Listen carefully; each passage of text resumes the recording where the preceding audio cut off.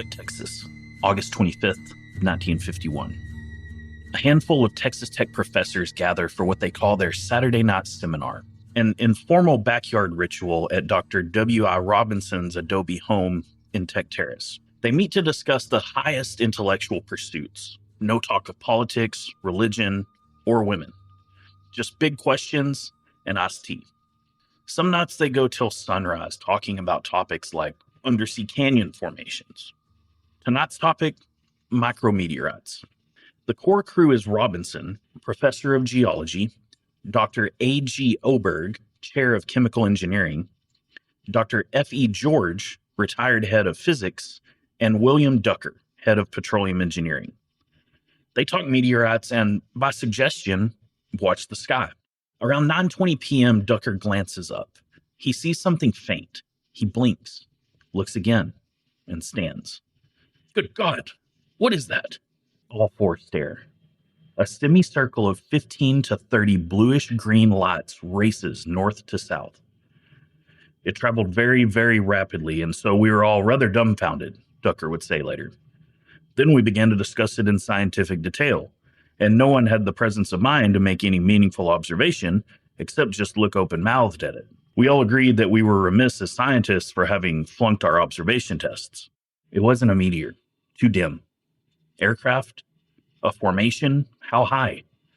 Before they can frame a hypothesis, it returns. This time they're ready. They clock it, estimate the arc, roughly 90 degrees of sky in about 3 seconds. Was it solid or transparent with no stars visible behind it? They can't be sure. Ducker calls the Avalanche Journal. Had anyone else seen it? No one had. They don't wait till next Saturday. Night after night, they regroup in Robinson's yard. And around 9 p.m., the lights appear. Later, they note a second pass at about 10:30, then another near midnight, roughly 90-minute intervals. Over the next days, they log a dozen more appearances, always north to south, always that fast, 90 degrees, 3 seconds. They run the numbers. If the objects are a mile high, that angular speed implies about 1,800 miles per hour, more than twice the speed of sound. That should come with a sonic boom, and nothing known flies that fast in 1951. Maybe it's much higher, 50,000 feet or more.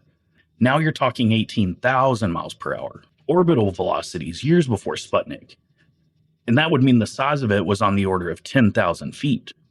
None of that fits anything known to exist. So they do what scientists do, test.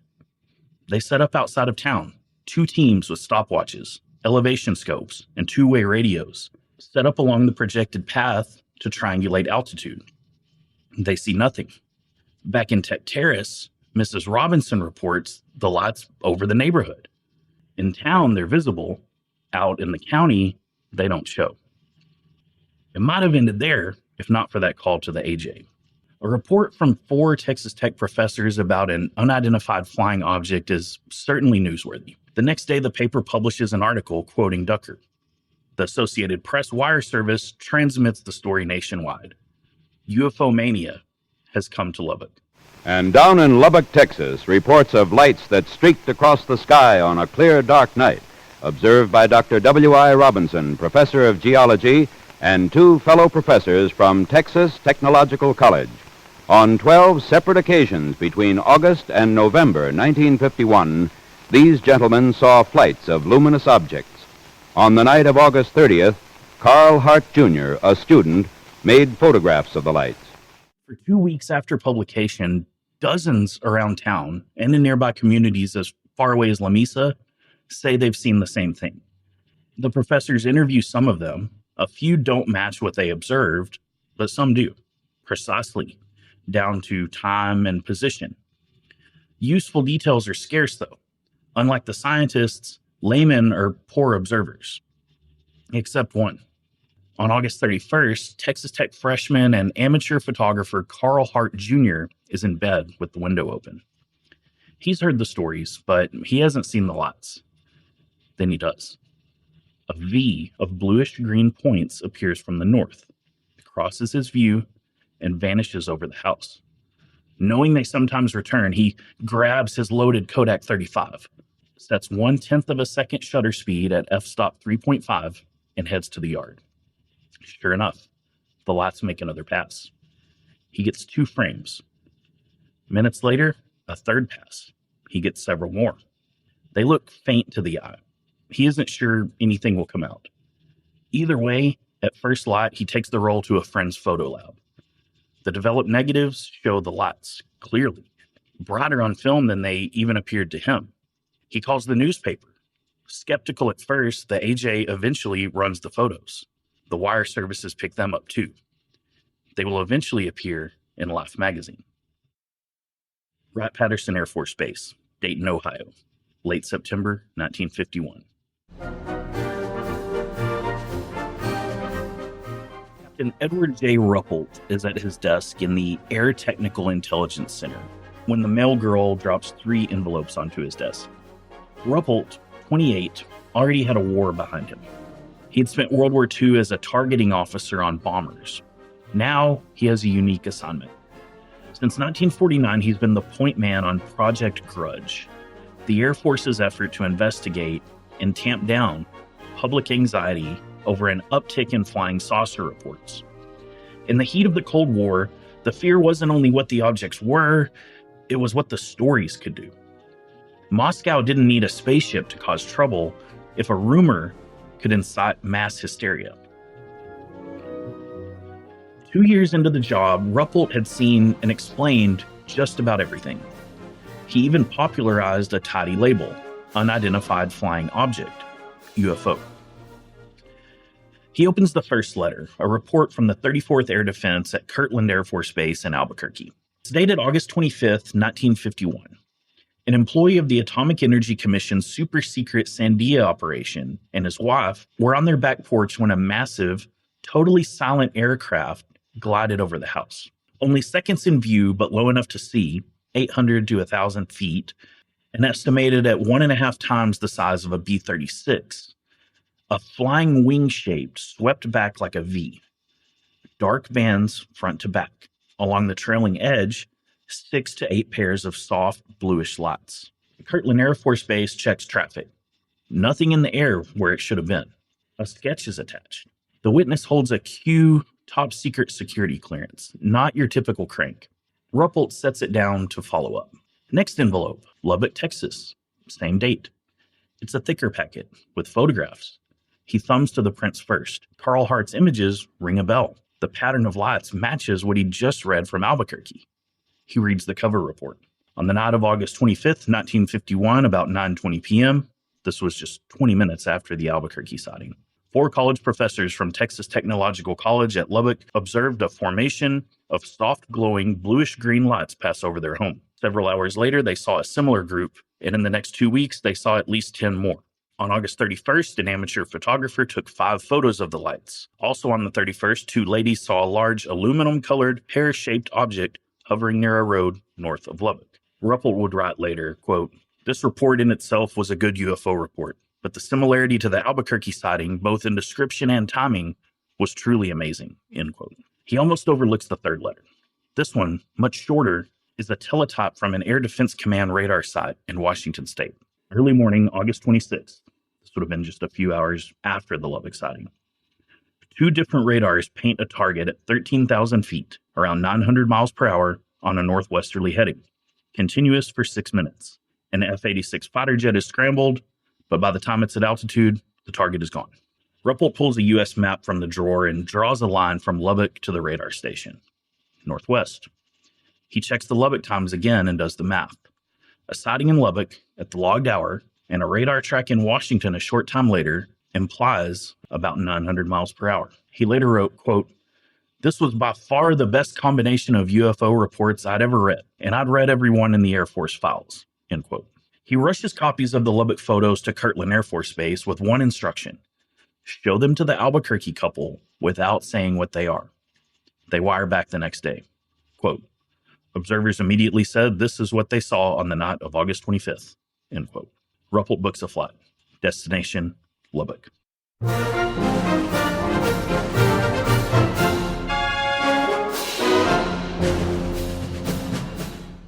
Captain Ruppelt lands in Lubbock that evening.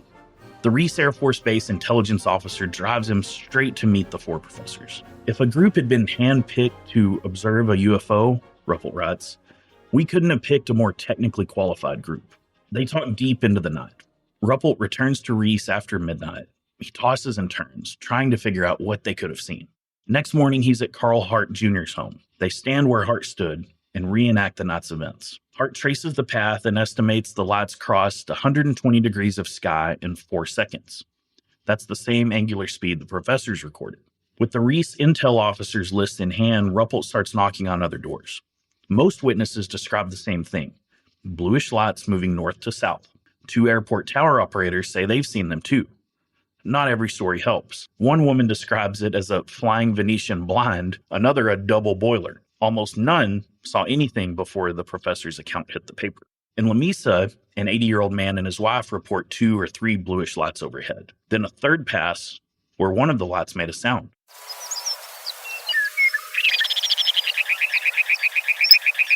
The witness recognizes the sound instantly. A plover is a small, quail-sized water bird named after the sound it makes. Ruppelt checks with the game warden. A plover's belly could reflect city light, yes, but flocks of 15 to 30, that's rare. Ducks, geese maybe. Plovers, not usually. Ruppelt needs to get his notes typed while they're fresh, but he also wants the story of the pear-shaped object near Matador. He sends 2 investigators from Reese. The mother and daughter say they left home about 12:30 p.m. on August 31st when they encountered a pear-shaped object about 150 yards ahead, 120 feet in the air, drifting east. The daughter is familiar with aircraft. Her husband flew in Korea.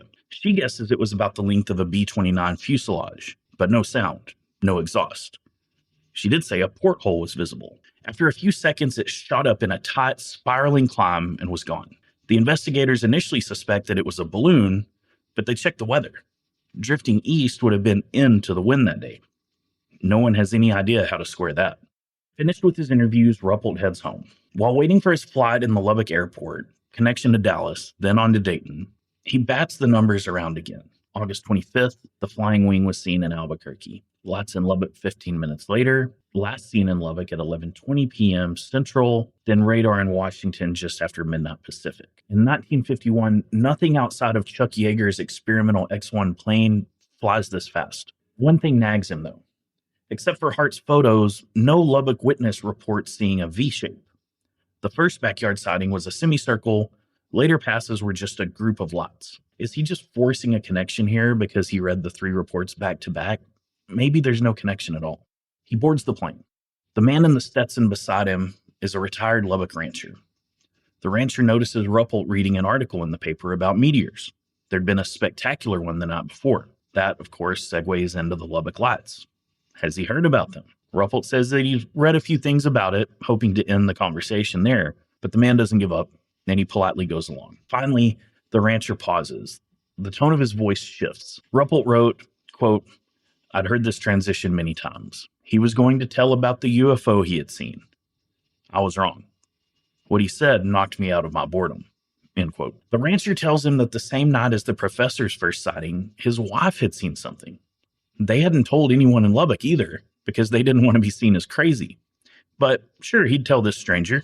His wife had been outside taking sheets off of the line when she came back into the house as wide as the sheets she was carrying. She had seen a large silent object glide over the house. An airplane without a body, he says, with pairs of bluish lights along the trailing edge of the wing. Ruppelt drops his newspaper. It's the Albuquerque description to a T, but Albuquerque hadn't been public. Only the 2 witnesses and a handful of Air Force officers even knew about that. Ruppelt presses him, but that's all the man knows. At Dallas, he writes, I boarded an airliner to Dayton, and he went on to Baton Rouge, never knowing what he'd added to the story of the Lubbock Lights. Back in Dayton, Ruppelt takes Hart's negatives to the photo reconnaissance lab. They've been handled to death. Scratches, dust, there's motion blur from panning, but the techs are able to separate artifact from image. Each point appears to be a circular, near pinpoint light source. Comparing frames, the lights shift position in a definite pattern. Now for a field test. Same camera, same film, same settings. Ruppelt and the lab team try to shoot a moving light at night. Hart got 3 photos in 4 seconds. The lab can manage only 2, and their images show a lot more blur. Some call him a fraud. Ruppelt canvasses professionals, including a Life magazine photographer. A practiced hand could fire faster under excitement, they say, and a kid like Hart, who's used to shooting live sports, might pan smoother, yielding less blur. Still more questions than answers. The professors, for their part, are convinced that Hart is a fake. In all their watches, they never saw a V shape, only loose groups, and their lights were faint, near the threshold of vision. Hart's are bright. Ruppelt asks the lab, is there any way a light could look dim to the eye, but bright on film? The answer, maybe. If the source were extremely bright in the infrared spectrum, the eye might not detect as much light as the film. Okay, what could cause that? They tell him an intense heat source might do it. But then they hedge. We have nothing in the world that flies that appears dim to the eye, yet will show bright on film. Ruppelt spends weeks pulling more threads. Could anything fly that fast and stay silent? He reaches out to the National Aeronautics Lab at Langley, Virginia. They tell him that not only is flight like that not possible with any known technology, there's not even any research on how it could be done theoretically. Okay, what about the birds? The plover idea is still the best natural fit. Lubbock had just installed bluish mercury vapor lamps along several boulevards, including College Avenue near Robinson's Tech Terrace home. A pale belly catching that glow could mimic a faint blue. That might also explain why the professor's excursion outside town saw nothing, while Miss Robinson saw the lights back at home. Ruppelt gets Reese to send him a city map where the new lamps are installed. Too many reports are miles from these corridors. A tidy theory that still doesn't fit cleanly. And one more common sense snag. For all those passes overhead, you'd expect a honk, quack, or... With no more leads to chase down, Ruppelt types up his official findings. Washington State, a weather echo. Inside Air Force channels, the radar station commander vehemently disagrees. His crew knows what weather looks like on a scope, and this wasn't it. Carl Hart's photos, they say, neither proven authentic nor disproven totally. The pear-shaped object near Matador, unknown. The Albuquerque flying wing, unknown. The Lubbock Lights, unknown. Project Grudge case file number 24, closed, officially. The earliest written accounts of the southern high plains compared the land to a vast sea, and in fact, it once was. But today, only traces of those shores remain. The ghost of an ancient coast. At the Ghost Coast Surf Company, from the capital of the Llano Estacado, you'll find just what you'd expect from the surf shop of the plains. Hats, hoodies, and shirts, which, near as they can tell, is all any surf brand really does anyway. For a special discount, subscribe to their newsletter, the Ghost Coast Surf Report, and never miss the waves on the plains. Check them out at ghostcoastsurf.com. Out here, surf is what you make it.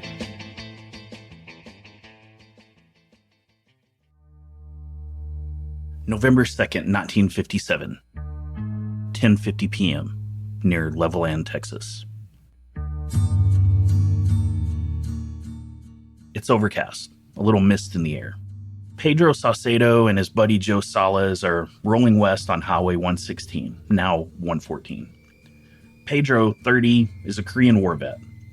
He's been piecing together odd jobs since he got back. Barber, seasonal farmhand. They've just turned north on a county road toward the small farming community of Pettit when they see it. Off to the left, out in the distance, a flash. Lightning? But it doesn't fade. A gas flare from the oil patch. Flares don't move. This one does. Closer and closer. Brighter and brighter. As it nears the truck, the headlights flicker and go dark. The engine sputters, then dies. They coast to a stop in the middle of the road. Pedro jumps out for a better look. Not a fireball, an object lit in yellow, blue, and white. Torpedo-shaped, he thinks, but massive, maybe 200 feet long, more like a rocket. As it thunders overhead, he feels intense heat and drops to the caliche, the pickup rocking as it passes. He calls out to Joe, still in the cab, but he doesn't answer. He's stunned. The thing fades away toward Levelland. The truck's headlights come back. Pedro climbs in, turns the key. The engine catches like nothing ever happened. They point the nose west and speed toward Whiteface to find a payphone and call the police. November 3rd, 1957, 12:05 a.m., near Smyre, Texas. Texas Tech freshman Newell Wright is westbound on Highway 116, headed from Lubbock to his parents' place in Levelland when his engine begins to sputter, cutting in and out like it's out of gas. He has plenty. The motor dies. He coasts to a stop. The headlights fade to a glow and go out. The radio dies with them. He steps out, pops the hood, and checks what he can. Nothing obvious. He closes the hood and looks down the highway, hoping for another car. No headlights. No help. Instead, in the road ahead sits an oval metallic object with a flat bottom, glowing bluish green. It isn't small either, 75 to 100 feet long, spanning both lanes. Terrified, he dives back into the driver's seat and frantically works the ignition. Nothing. He looks around frantically for another car. Still nothing. He's alone with it, so he just stares, frozen. After what feels like minutes, it shoots straight up into the sky and disappears. He tries the key again. The engine catches. The radio and headlights come back. He eases onto the highway and drives home slowly, careful not to stress the car and risk another engine failure. His parents are out of town on a trip and won't be home until the next day. Not sure what else to do, he goes to bed.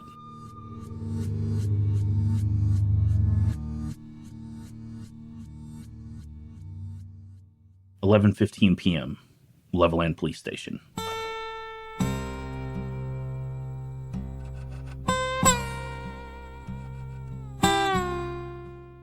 An hour earlier, Patrolman A.J. Fowler is manning the phones as night dispatcher. It's a typical Saturday for a Texas town of 8,000.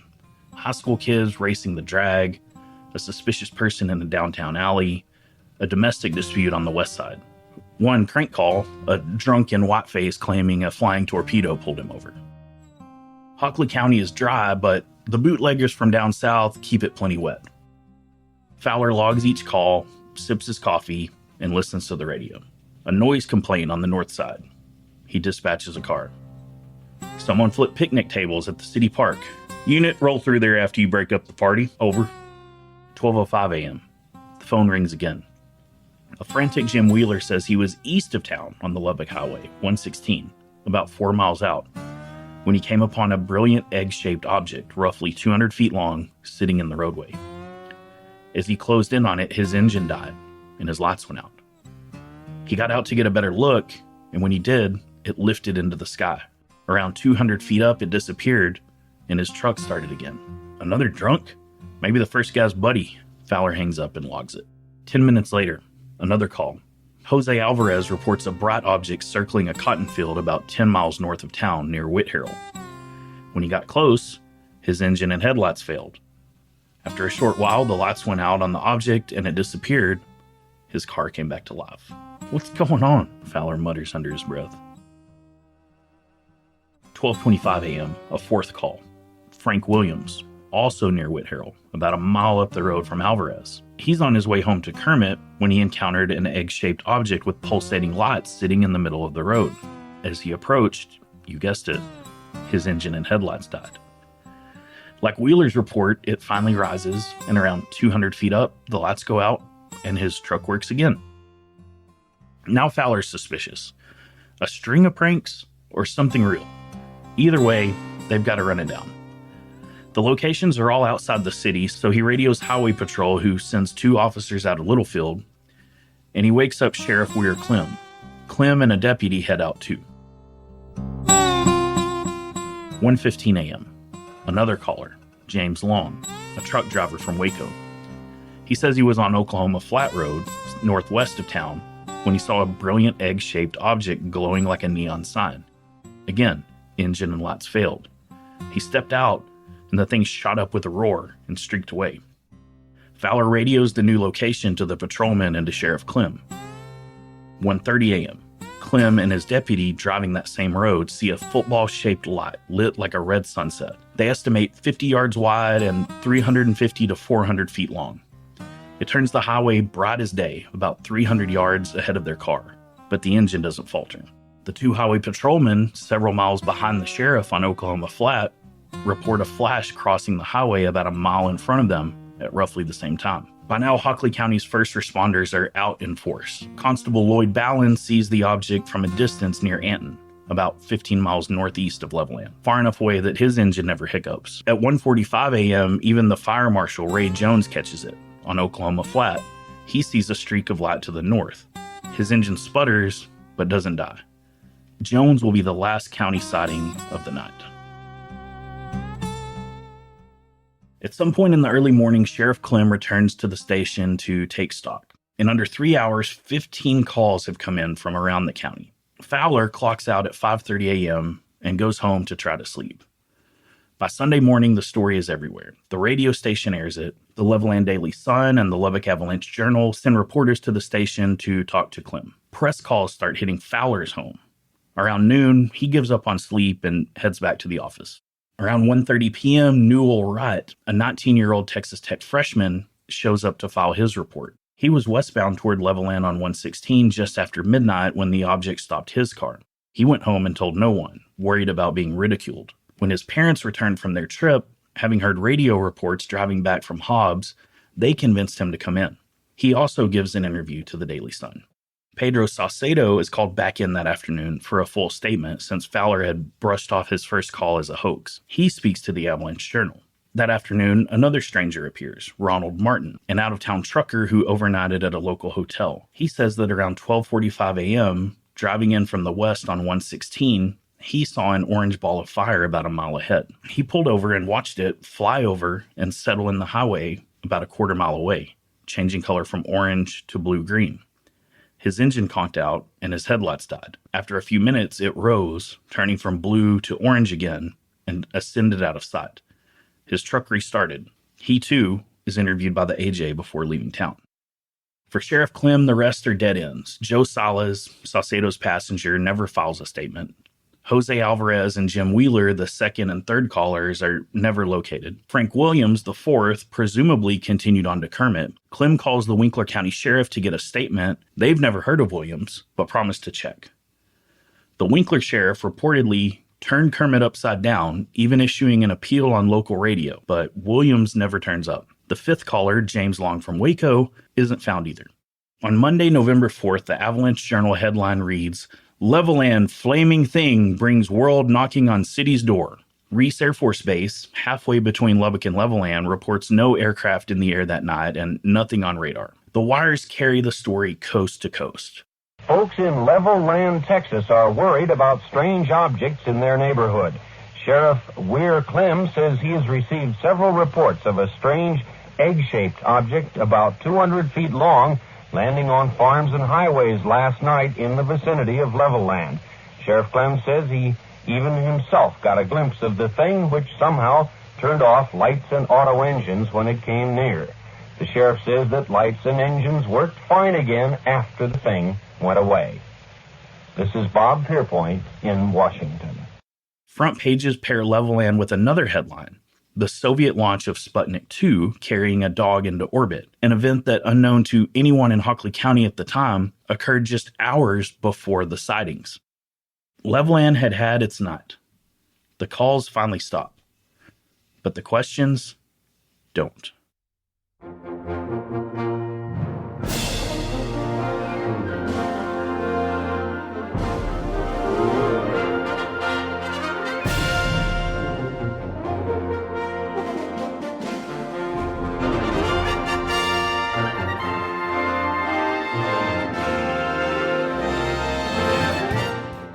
To understand the Air Force's investigation at Levelland and its conclusions, you have to see how drastically its UFO unit had changed since the Lubbock Lights just 6 years earlier.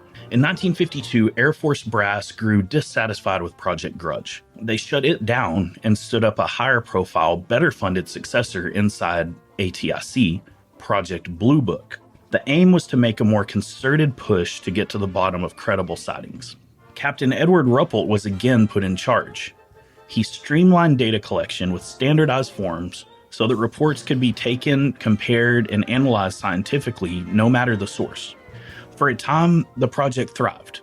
Blue Book had a dedicated officer at each Air Force base worldwide to take reports in the proper format and forward them to Dayton. The project also practiced unusual transparency, issuing regular public statements on cases. When no explanation fit, they said so, and 20 to 30% remained officially unexplained. But Blue Book made enemies. It was authorized to interview any Air Force witness outside the normal chain of command, which rubbed commanders the wrong way. Others inside the service argued that Blue Book's traffic clogged intelligence channels with cranks and kooks, risking a real threat getting lost in the noise. The pressure peaked in July 1952 in the wake of the Lubbock publicity and, more dramatically, a mass sighting over Washington, D.C. Objects seen visually and on radar over and around the nation's most protected airspace. Headlines shouted, "Saucers swarm over Capitol." In January 1953, the CIA convened a panel of physicists, meteorologists, astronomers, and engineers, most of them UFO skeptics, who believed Blue Book was feeding a public frenzy. After just 12 hours reviewing 6 years of Blue Book cases, the panel concluded that most already had boring, reasonable explanations. The rest, they said, would yield those with just a little more digging. But notably, they said that extra investigation also wasn't worth the effort of doing. They recommended that the Air Force de-emphasize UFOs and mount a debunking campaign, even enlisting mass media, Walt Disney, celebrities, and other high-profile voices to make fun of the subject and discourage new reports from coming in. They also urged domestic intelligence and law enforcement to monitor independent civilian UFO groups that were studying this phenomenon. They wanted to discredit them as being potentially subversive to the country. Those recommendations landed on Ruppelt's unit like a 200-foot UFO. Transparency was over. From then on, Air Force personnel weren't allowed to comment publicly on any cases unless they were officially solved. Unexplained cases were always classified. A new field unit took shape as well, the 1066th Air Intelligence Service Squadron, AISS, based far away from Ruppelt and Blue Book at Colorado Springs. The AISS was tasked to handle the most sensitive UFO reports with potential intelligence or national security implications. That left Ruppelt's outfit with just the trivial reports. His staff was cut as well, from 10 down to 3. Ruppelt could see the writing on the wall and requested reassignment in August 1953. The era of intensive, open UFO investigation inside the Air Force had come to an end. By 1957, Captain George T. Gregory ran Blue Book. A staunch UFO skeptic, Gregory's office did little in the way of scientific fieldwork on reports escalated from the new intelligence unit. His mission was to reduce the tally of, quote, unknowns, full stop. If a witness mentioned a balloon-like object, Blue Book labeled it a balloon and marked the case solved with no follow-up. The unsolved case file shrunk from 20 to 30% down to 2 to 3% overnight.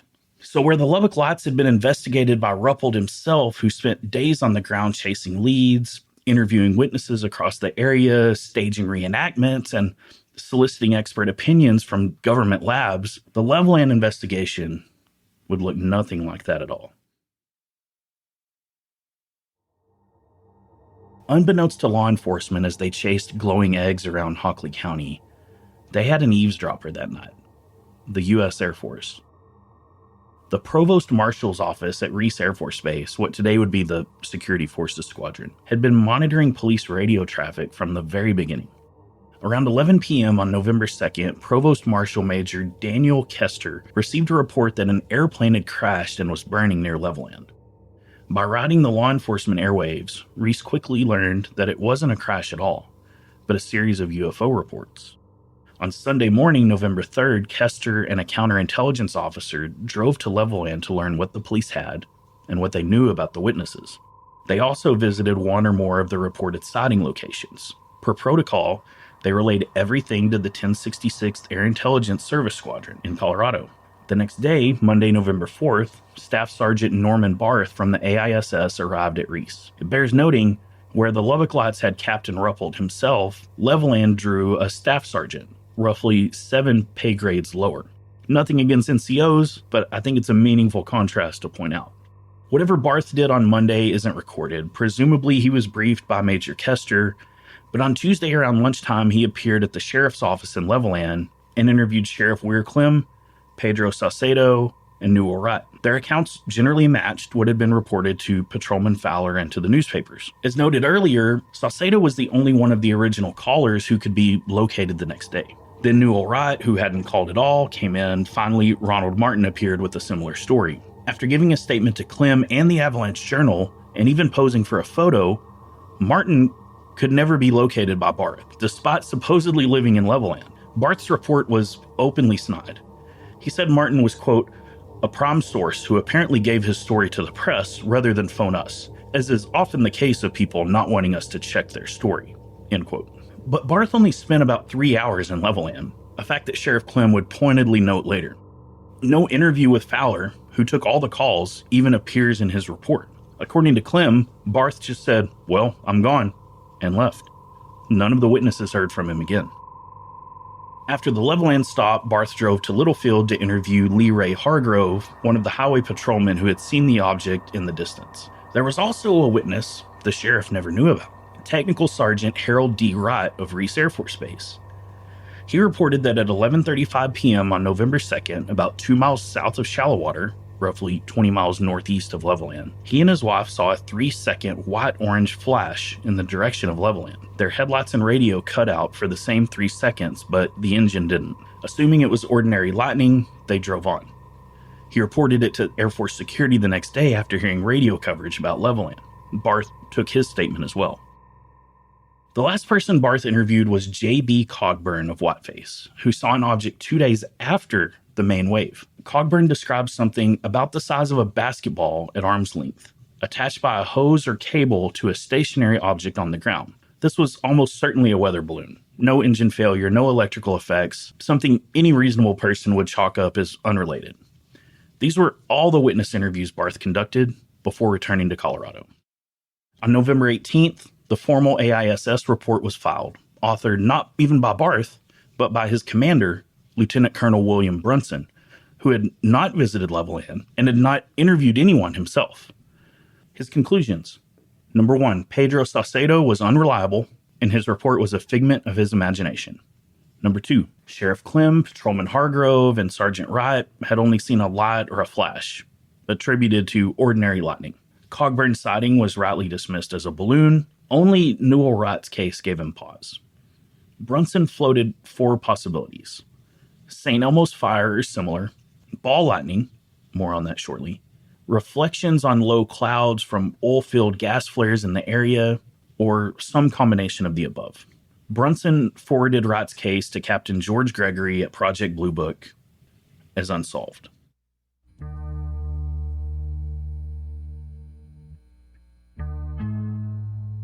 Now, before we continue, let's kind of reestablish the flow of information through the funnel, because I realize it is a lot.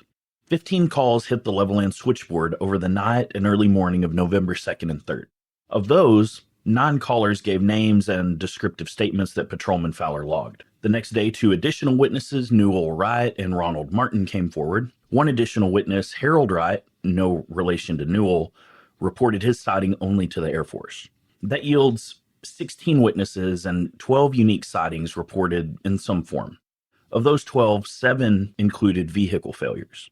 By the following day, 12 of the 16 witnesses were reachable. Ronald Martin then went silent, leaving 7 sightings and 11 witnesses available to Sergeant Barth. He only interviewed 5.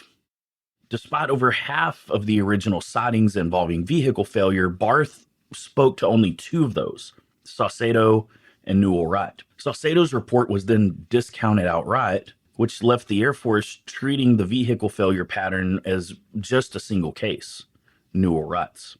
The remaining reports that mentioned only a light in the sky were easily filed under lightning. As mentioned previously, the only thing Captain Gregory, the new head of Blue Book, hated more than UFO cases were unsolved UFO cases.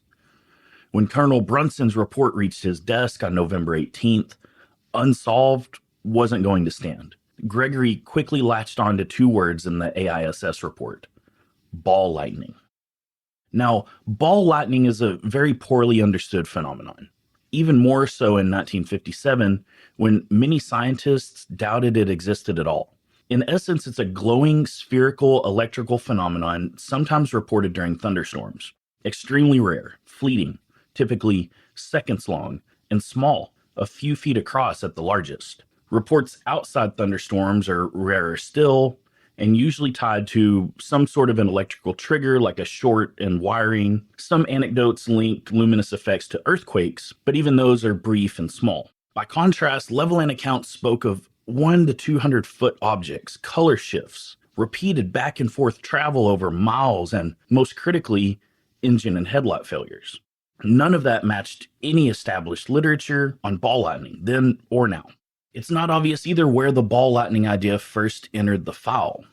It may have come from a press quote. An Arizona Meteor Museum curator floated it in early coverage, not exactly a specialist in obscure atmospheric phenomena. Sergeant Barth did speak with Dr. Ralph Underwood of Texas Tech, whose remarks Blue Book later quoted. Barth was obviously asking very leading questions. Could conditions have supported St. Elmo's fire or similar?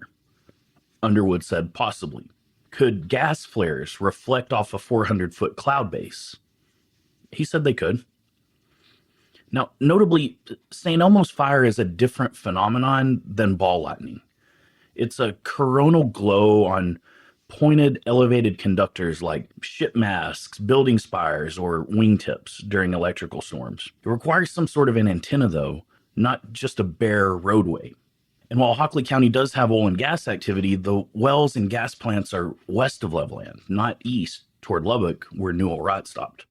Dr. Underwood ultimately said the two possibilities he saw were either a natural phenomenon not fully understood, or that the objects came from outer space, which he said he did not personally believe. He didn't actually name ball lightning. By early December, media pressure on Blue Book was intense. A TV crew was due in Dayton on December 5th for a 3-hour documentary with Levelland as a marquee segment. Gregory needed to give them something solid. The last thing he wanted was the word unsolved anywhere around the Levelland case.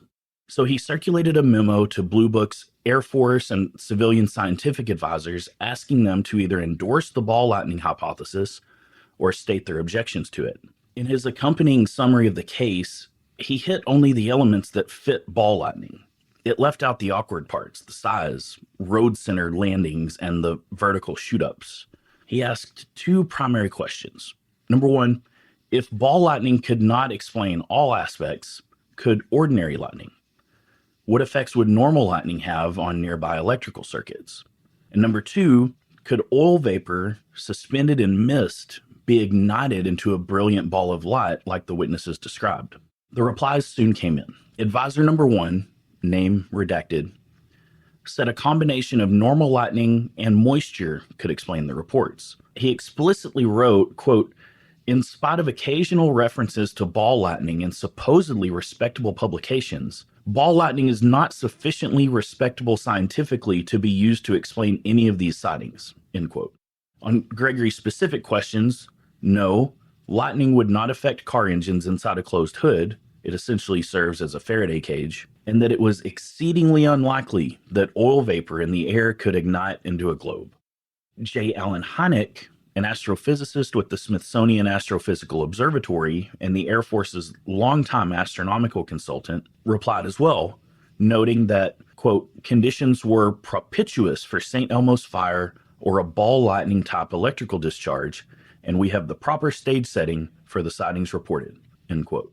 Advisor number three, name also redacted, tellingly the only fully credited document would be the one agreeing with ball lightning, wrote, quote, there is just enough truth in this hypothesis, the existence of charged clouds and ball lightning, to make it appear as a reasonable explanation, end quote.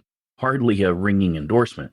He added that if ionization were burning oxygen in a sizable volume, you'd expect an inflow and noticeable wind, something not seen in witness accounts. But none of the replies had unequivocally rejected Gregory's preferred answer, ball lightning. So he wrote his final report. On January 3rd, 1958, Blue Book released its conclusions. Number one, the phenomenon was undoubtedly related to the meteorological conditions at the time, fog, rain, mist, low clouds, and lightning, which he said was, quote, definitely established. Number two, probable contributing factors were oil fires then burning in the area. Number 3, all of the above were conducive to ball lightning manifestation. Number 4, ball lightning matched the reports because A, it can take a spherical or elliptical shape. B, it is predominantly blue or blue-white. C, it can float some distance above the ground. And D, nearby discharges can ionize the air and affect moisture-laden ignition components of a motor vehicle. Project Blue Book file 23D 24-0-246 was closed officially.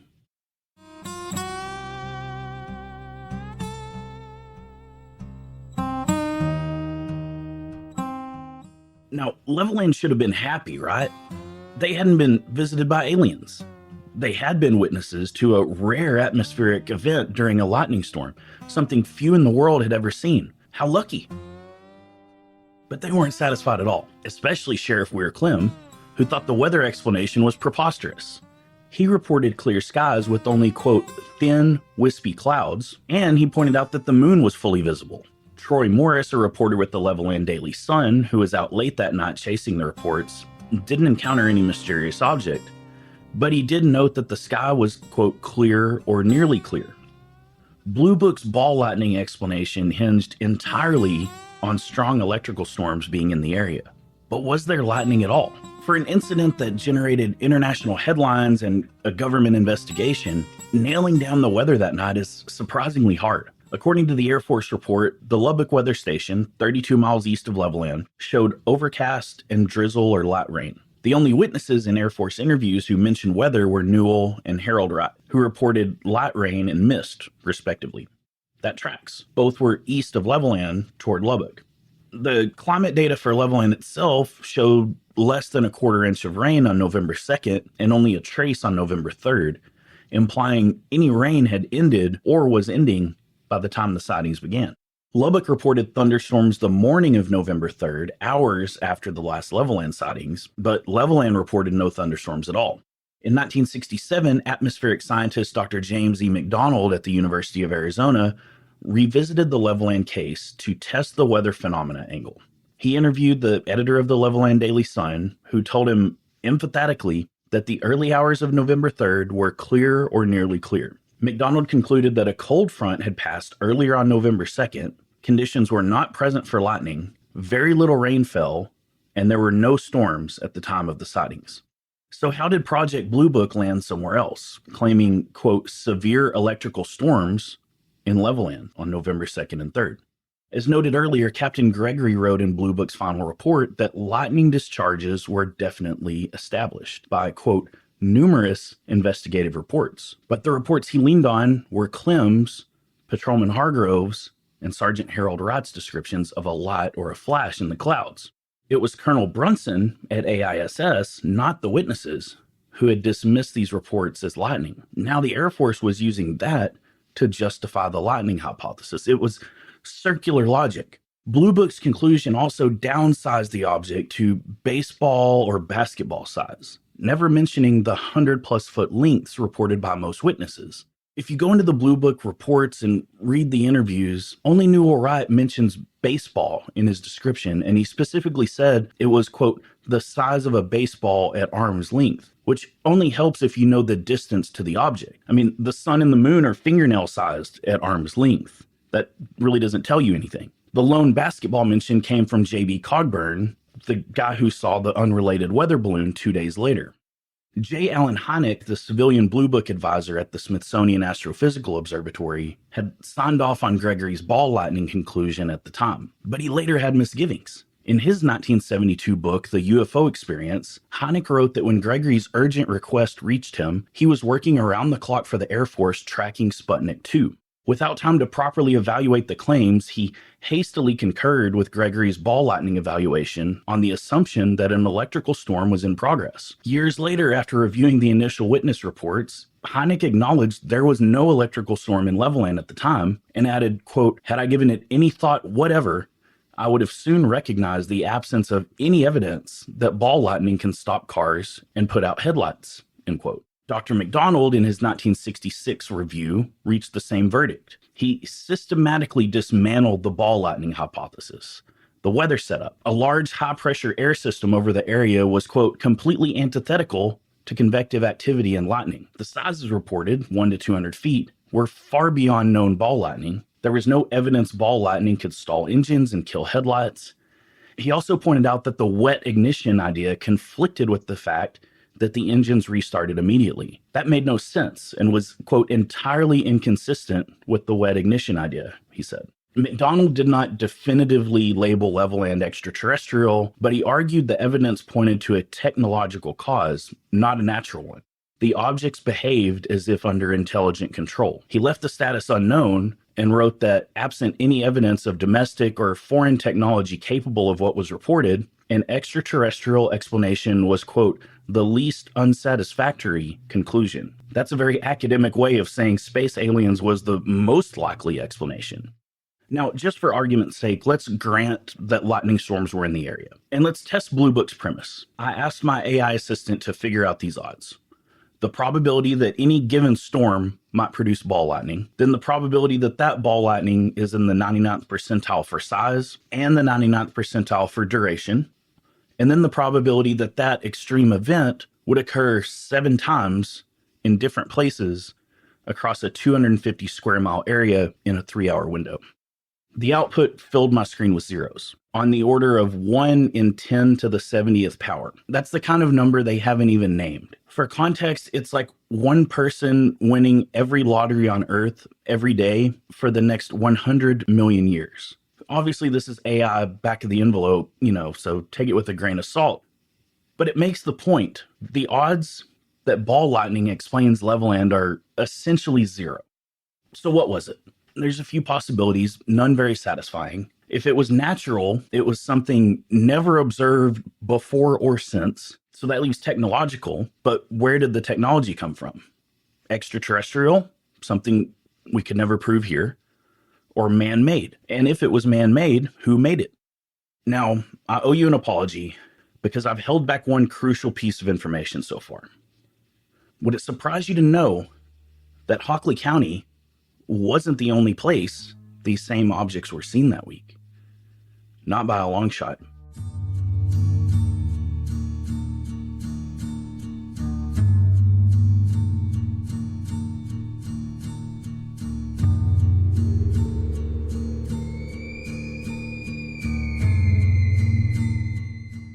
Amarillo, Texas, Saturday, November 2nd, 1957, 8 p.m. 100 miles north of Levelland, 3 hours before Pedro and Joe's sighting. A young couple returning from Paladura Canyon in fog encountered an object blocking the road. Their engine died. The object flew off. Unlike the Levelland cases, the car didn't restart and had to be towed into town by a passing motorist. Back in Amarillo, they told a patrolman who laughed and didn't even take their names. He didn't report it until the next day after the Levelland news broke. At the same time, 2 tower control operators at the Amarillo airport reported a, quote, blue gaseous object moving swiftly and leaving an amber trail. Clovis, New Mexico, Saturday, November 2nd, 8 p.m., 70 miles northwest of Levelland, 2 hours before Pedro and Joe. Radio station owner Otis Eccles and his family saw, quote, a streak of light like a fireball moving southeast. Between Seminole and Seagraves, Texas, Saturday, November 2nd, 8:30 p.m. 50 miles south of Levelland, an hour and a half before Pedro and Joe, a motorist driving between Seminole and Seagraves reported a bright light hovering over the road that killed his engine and headlights. No other details were taken. White Sands Missile Range, New Mexico, Sunday, November 3rd, 2:30 a.m. 230 miles west of Levelland, 2 hours after Sheriff Clem's sighting. Military Police Corporal Glenn Toy and PFC James Wilbanks were on Jeep patrol near the Trinity atomic bomb test site when they saw a very bright egg-shaped object 75 to 100 yards in diameter. It descended and stopped about 50 feet above the A-bomb observation bunkers. The light went out, and they watched the darkened object for about 10 minutes, then rushed to Stallion Site HQ to report it. A subsequent search found nothing. White Sands Missile Range, Sunday, November 3rd, 8 p.m., 18 hours later. Another Jeep patrol, Specialist Forrest Oaks and Specialist Henry Barlow, at the same bunkers, reported a similar object. A large bright light, bright as the sun, hovering 50 feet above a bunker. It took off, began blinking on and off, and disappeared. Oro Grande, New Mexico, November 4th, 1957, 1:10 p.m., 45 miles south of White Sands. 17 hours later, James Stokes, a 20-year Navy veteran working at the Holloman Missile Development Center, was driving back from El Paso when he saw an egg-shaped object, quote, like a pistol target with rings. As it passed overhead, he felt intense radiation-like heat, like a giant sun lamp, and his new Mercury's engine stopped. He said 10 other vehicles were stopped along the road too. The Air Force said it couldn't locate other witnesses, but an Alamogordo radio station interviewed Brian Lindsay, a journalist and former writer for the Alamogordo newspaper, who said his family saw the same object. Wichita Falls, Texas, Monday, November 4th, 9 p.m., about 220 miles east of Levelland. 7 hours later, James Phillips was listening to the radio when all the lights in his house went out and the radio began to buzz. He went outside where he saw an object with a grayish-blue blinking light pass overhead. His lights returned quickly, but the radio hiss continued until the object was gone several minutes later. Alamogordo, New Mexico, Tuesday, November 5th, 1957, 4:30 a.m. 20 miles east of White Sands, 8.5 hours later, Don Clark, a civilian radar technician at Holloman Air Force Base, reported a stationary cigar-shaped object with an orange glow hovering around 15 degrees above the horizon over the San Andreas Mountains, west of town. He went inside to get his camera. When he returned, the object had vanished. Project Blue Book, of course, had simple explanations for these subsequent sightings. The first White Sands Jeep Patrol, that was just the moon peeking through broken clouds. The second was Venus. The James Stokes sighting at Oro Grande, a hoax inspired by Levelland, which is an odd charge for someone that continued to work on sensitive missile programs even after this. None of the rest appear to have even been investigated.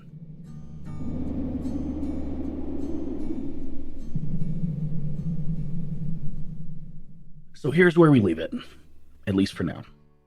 Lubbock and Levelland sit like two bookends on a dusty West Texas shelf. Same sky, different riddles. In Lubbock, 1951, we get those cool surgical flights of bluish points. Scholarly men with stopwatches, heads craned back, trying to measure the unmeasurable. In Levelland, 6 years later, it's the sky itself that's falling. Glowing eggs in the road. Engines die, headlights go dark, radios turn to hissing vipers. The Air Force gave Lubbock a shrug and Levelland a lightning lecture. The people who were there didn't buy either. People like Sheriff Clem, who looked up into a clear sky and got told it was storming. But we've got 70 years of knowledge that they didn't have. Lay the sightings over the sensitive real estate of the Southwest. Look where the compass points. Holloman, Kirtland, Cannon, and Reese Air Force Bases. White Sands and Trinity, Los Alamos. If you wanted to test something you could neither explain nor publish, that corridor between West Texas and eastern New Mexico would be a tempting classroom. And the desert can keep a secret too. Like July 16th, 1945, when the sand turned to glass and the West lit up like the sun. If you were building a craft that played with very strong electric or magnetic fields, something that ionizes the air, throws off a plasma skin, and bathes the dark countryside in invisible energy, what would break first? Old school 1950s cars run on points, coils, condensers, and long unshielded leads, just waiting to be bullied by a strong enough pulse. The modern military has since proven it can stall engines with targeted directed energy. High-power microwave systems are built to do exactly that. Back then, we didn't have the vocabulary. The phenomenon would have seemed supernatural. What about electromagnetic pulse? We learned in 1962 that a single powerful detonation above the Pacific, Starfish Prime, could reach across thousands of miles and knock out streetlights in Hawaii. The physics is boringly elegant, a fast electromagnetic wave making mischief. What's truly fascinating is that West Texas didn't just shrug and go back to cotton and cattle. Within a decade of Levelland, Texas Tech stood up research effort in plasmas and pulsed power that's still growing today. Think controlled lightning in a box, a quick blast that can rattle wires and coils. In Reese, the old Air Force base that listened in on Levelland's crazy night, is no longer a sleepy, abandoned runway.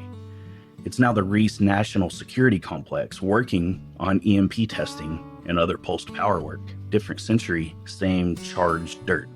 It's not proof of anything about 1957, but it is a very loud echo. What about a new kind of propulsion? There are theories, half finished or gathering dust, as far as we know, that all rhyme with the same thing.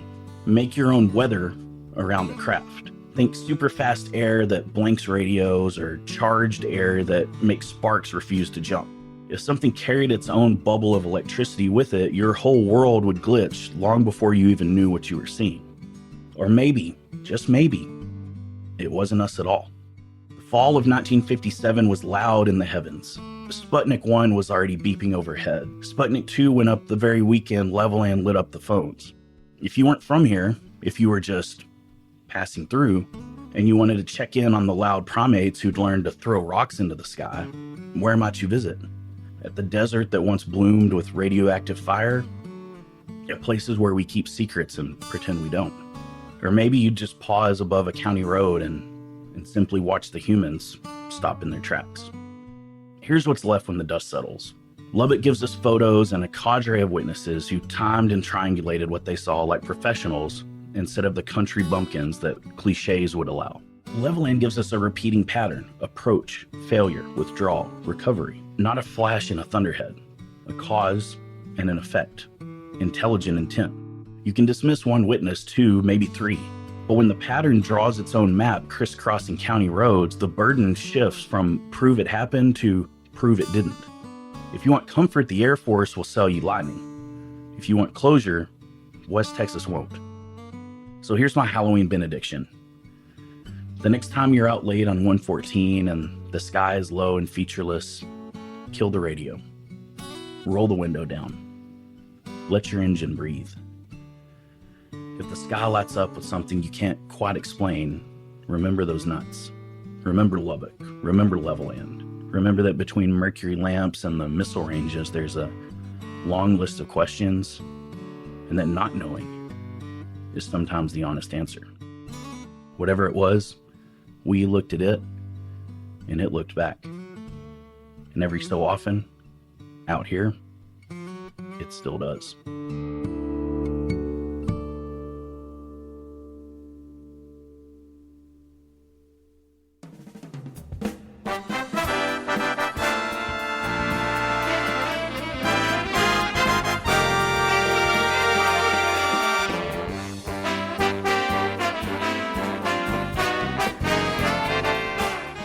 Thanks for listening to the West Texas Podcast. I've been Jody Slaughter. I know I say this every time, but if you've never ventured over to WTXpodcast.com, this is the episode to do it. I've got a trove of maps, photos, declassified documents, and much more over there. You'll want to check it out. As always, music has been performed by my AI band, Gentry Ford and the Homeless Lobos. Check them out wherever you stream music. Additional music this week has been from the Air Force Band of Wright-Patterson Air Force Base in Dayton, Ohio, the headquarters of Project Blue Book. Check back soon for a brand new episode. As always, if you have any questions, comments, or complaints, you can reach out to me at lubbockist@gmail.com or on Twitter @lubbockist. And if you could hit that like button and maybe leave us a review, that helps us out so much, and I appreciate those of you who have already done that. Be sure to subscribe to the show on whatever platform you listen on so you'll never miss one. Here's to hoping your photos are properly exposed, your engines are running, and you never stop looking up at the sky. For now, so long from West Texas.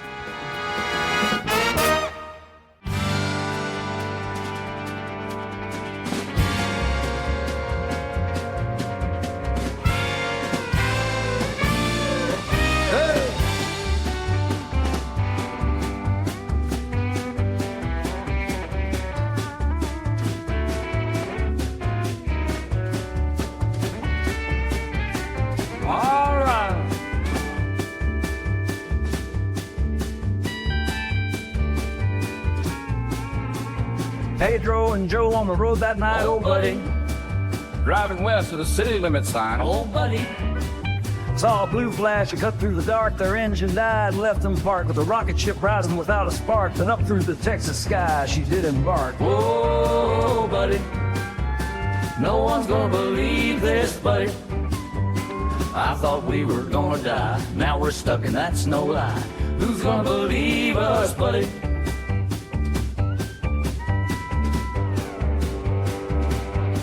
Jim in his Chevy saw the lights above. Oh, buddy. His heart was racing, engine ceased to go. Oh, buddy. On the east road where the night was still, the presence hung, the sound which thrilled was an egg of light that gave the sudden thrill, then flew away with an uncommon skill. Whoa, buddy. No one's gonna believe me, buddy. I thought I was gonna die. Now I'm stuck here, that's no lie. Who's gonna believe me, buddy?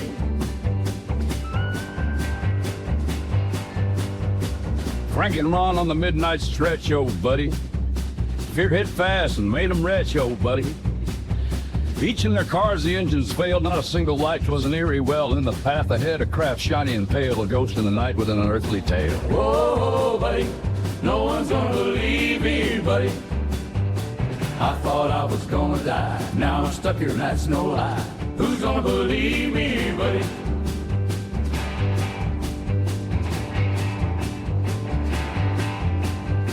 Sheriff Clem, in the dead of night, oh buddy. Bright red light gave him such a fright, oh buddy.